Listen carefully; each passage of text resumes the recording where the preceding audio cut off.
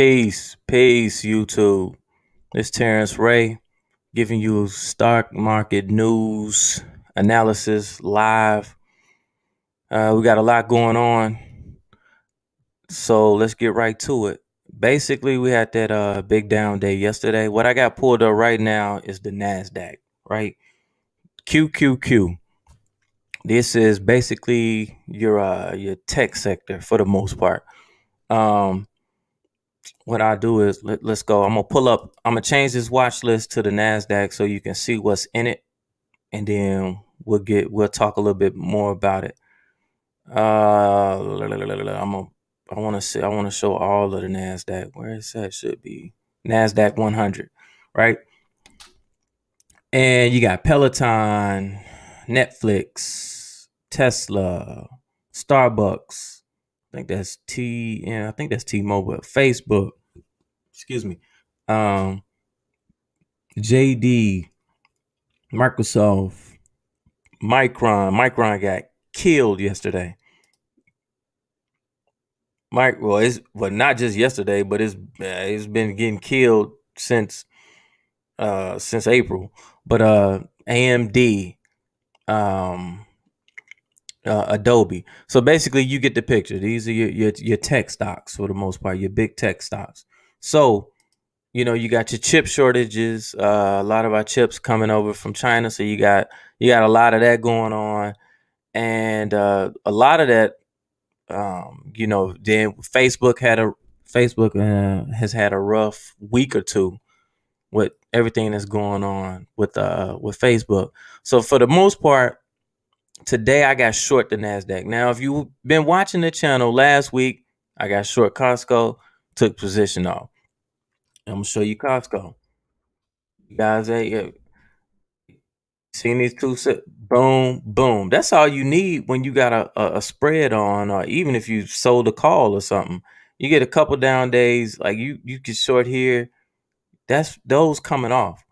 So now today's position is gonna be a little different because I put it on after a big down day, and the market opened up a little bit today. So I sold a call spread today, but I just don't. I see this market continually to just rip apart, and it's not even so technically. Let's look at the technical analysis. So I have the 12 moving average and the 26 moving average, and I use that because of the 12 and the 26 with the MACD. So when it crossed right here, I got a cross, right? So I got a cross right here. It pulled back. Ideally, I would have liked to have been short here, but I was already short in the SPY. So like I took that spread off yesterday. So when the market came down, so it's not like you can set getting short the SPY, the Qs, the IWM, the diamonds for the most part is similar, but I like to set up specifically here because I got divergence. Let me make this. Anytime I get some divergence like here, and I'm in that same divergence, I'm gonna show you in another stock. I got divergence here on my MACD. You see it? You got it here on the RSI, right? All the way across.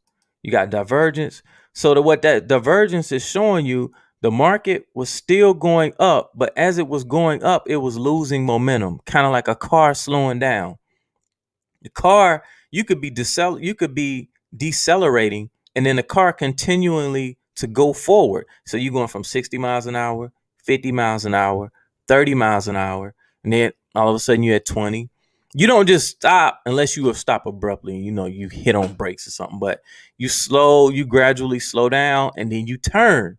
That's what the market does. That's what these are oscillators. RSI can act as an oscillator more than most of the time. I'm looking at for overbought, oversold, but I'm using the MACD as my oscillator. And so it's showing you that, hey, the momentum was slowing down. It slowed down and then turned, right? And we got a violent sell-off yesterday. And we got the moving averages to cross. Look, this moving average crossed here, and then it stayed up.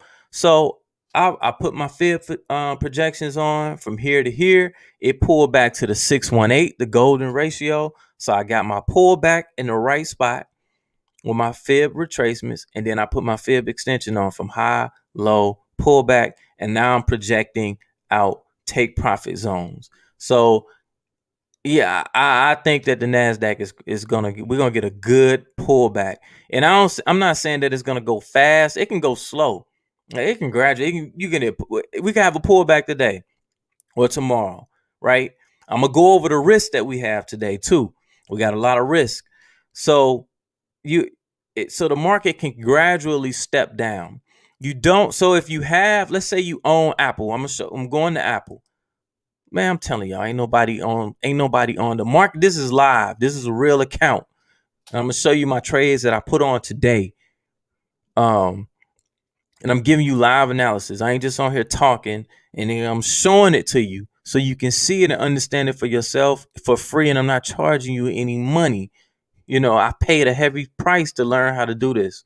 So you got the look at Apple. The same thing that I showed. See the divergence? Look what happened. It turned.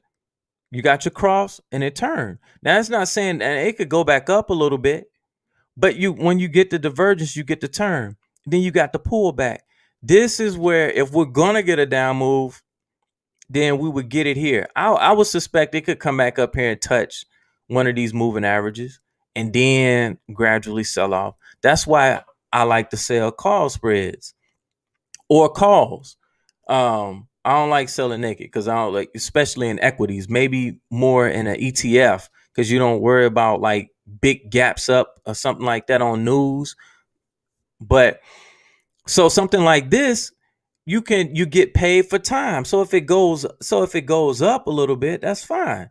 You just ride it out. You'll lose a little bit money of it going up directionally, but the theta would kick in, and then eventually you're gonna get vol to contract at some point. As the time decays, so you get both. You'll get decay on both. You get paid for holding the position. Now, so if you own stocks and you don't want to sell your stocks, right?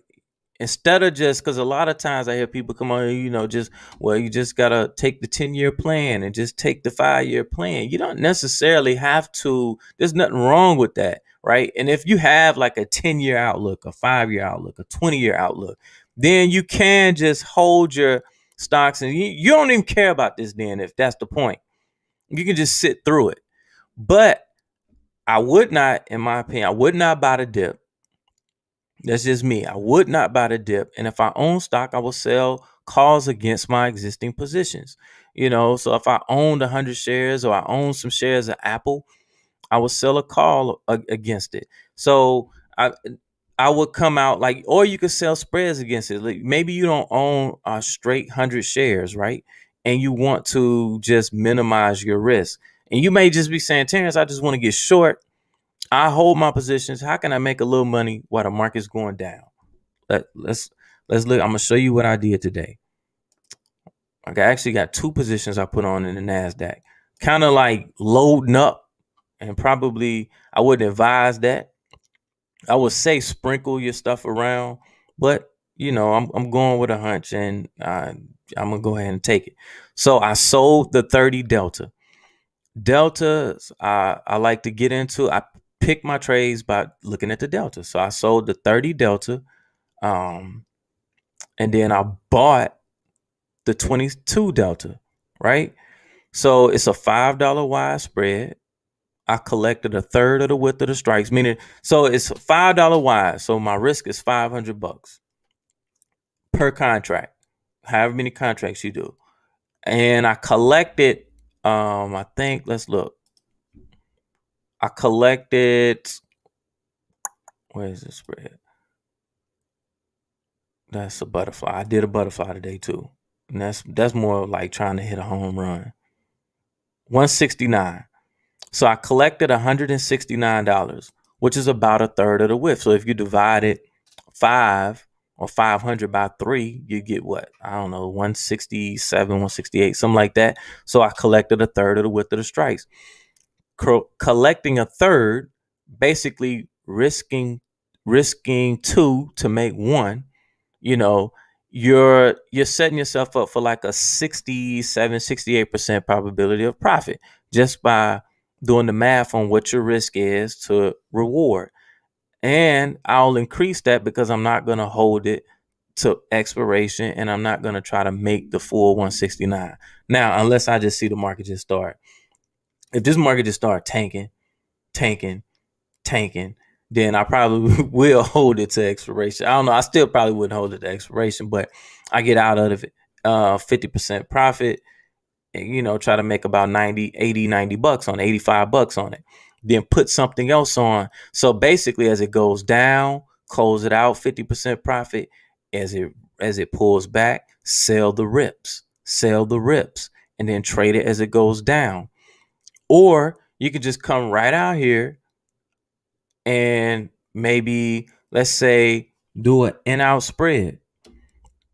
Come over here on the put side, go one in the money, maybe like the 50 delta. Let's go to 51 delta, and then sell the 48. So I went one in the money, came out one out the money. Now, this right here, I'm going to lock this in, right? I could put this trade on right now for 77 bucks, right? It's a $2 wide spread. You would trade these differently. Buying this spread for 77 cents is $2 wide. So that means that I paid 77 cents for it. Subtract that from $2. That's going to leave me with 123. That's my max profit. I can make $123 on the trade, paying 177. Some people may say, well, I like that risk better. Now, the thing about this is you don't get paid for theta or vol. You got to be right. The market has to go down. So you would probably need the market to go down. I'm just guessing maybe $6, $7. Just depends, because you got 51 days, right? So you need the market to go down.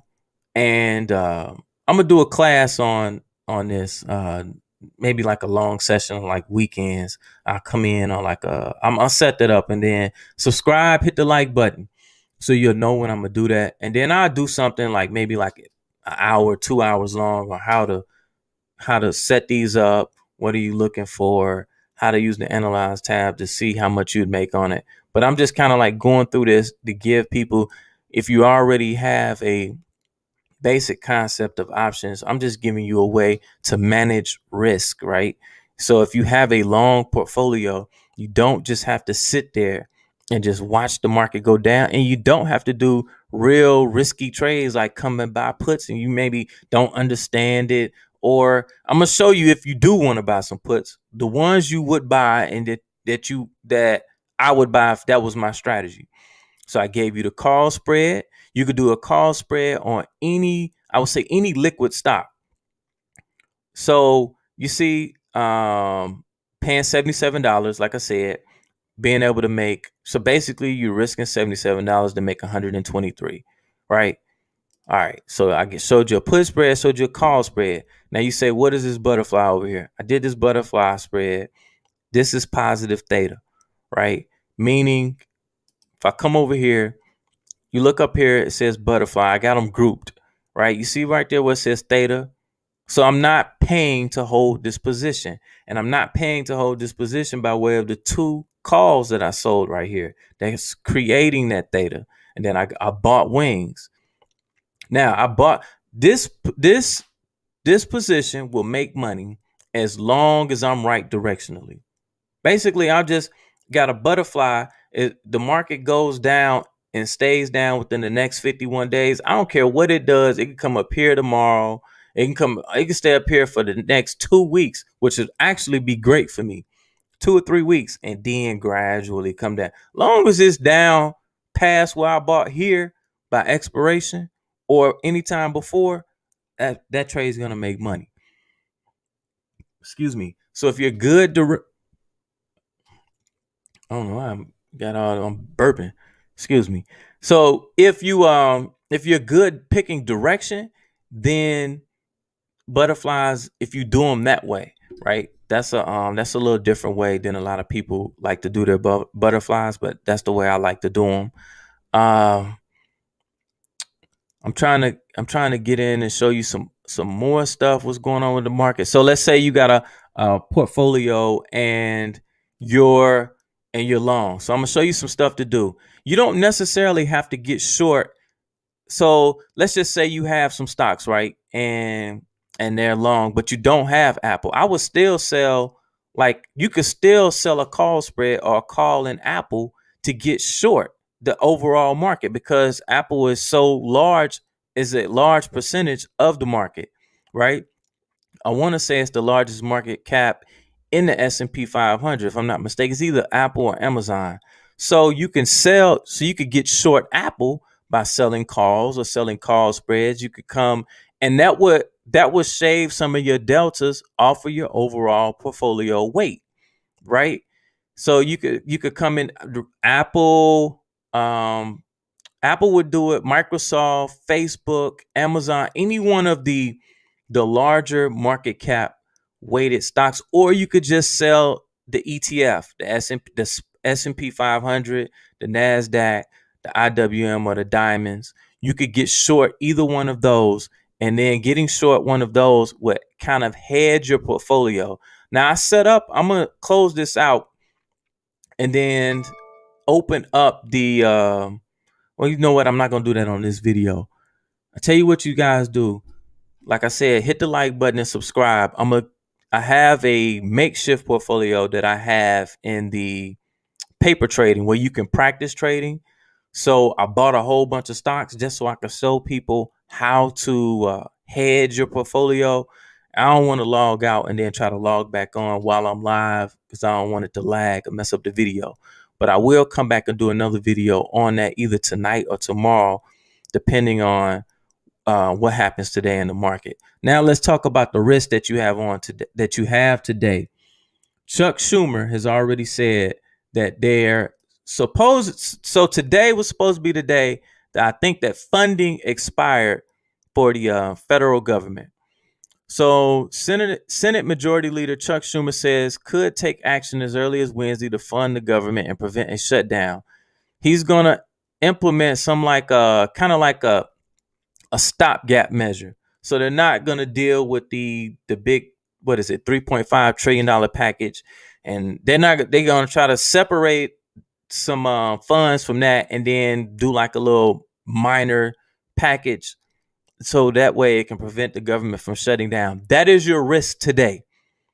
If they get that done. Now I imagine if they don't get it done, they're not gonna announce it. They probably won't do the vote until the market is closed. If they do the vote while the market is open and they don't, and it doesn't pass for whatever reason, the market will tank. Now, if you have another thing I would advise everyone to do, that's why I don't understand. Now I'm not knocking you. Trade or invest with whatever brokerage you like. I would advise TD Ameritrade or Tastyworks or maybe Interactive Brokers or something like that. You need a platform where you have access to the futures market. If they do this vote near the end of the day or after the stock market is closed, you will be at the mercy of the market. It's just going to take. You can't close. You can't do anything with your account. If you have futures trading or even forex and you know how, so like you could place trades after hours to hedge your risk. So let me give you an example. If you're a forex trader, the dollar is up. Let's look at the dollar on the day. The dollar is up. Generally, when you have the US dollar going up, that's a sign that equities, for the most part, it had, not always, but that's a sign that today everything's up. It looks like right now, but generally when you see the US dollar going up, you'll see the equities going down. So you could come in, and so if the dollar's up, then maybe you could get long. Maybe let's look at the USD Swiss or CHF. So something like this, right? If you're a currency trader, forex, see that? See how this is doing the same thing the dollar is doing? So you could come here and get long this, right? Or Let's say gold made a run. Let's say gold made a run overnight and you wanted to get a little, I don't think it is, but let's just say, because you can see, let's say you want to trade gold or you think gold is a hedge or something like that. See how gold, you see this is gold futures. Now, what I had just pulled up was the AUDUSD, which is the Australian dollar. Gold is pegged to the Australian dollar. So this is another way of hedging as well. If gold was to make a run at night, you could get long the AUDUSD. You can get long the Australian dollar. And then that would be a kind of a way of you to mimic the movement of gold. Same thing with oil. You see how you got oil has been up and has been moving up like this. So you could find the Canadian dollar, find pairs with the Canadian dollars in front. Oil is generally pegged to the Canadian dollar. That's a way to kind of mimic oil. So, but you need to have futures trading and forex trading in order to do those things, and you can take advantage of these opportunities after trading hours. And you know, I don't know that they do this, on purpose, but I think that sometimes they make these announcements after hours, so then that way you can't take advantage of it. The people who have access to it can, but the average person doesn't doesn't do those type of doesn't trade futures or anything like that. So one more thing I do want to talk about is Lucid. If you need something, yeah, I am long Lucid, not in this account. Um, I have another account that I actually, just buy stocks and hold them. I hold stocks long term, and another account that I don't trade actively. And Lucid is the one. You see right here, I got my Fibonacci retracement. Boom, boom. I got my pullback, my flag, and my breakout, right? I'm holding Lucid all the way. You see right here, I got my mark. That's when I'm getting out at 35.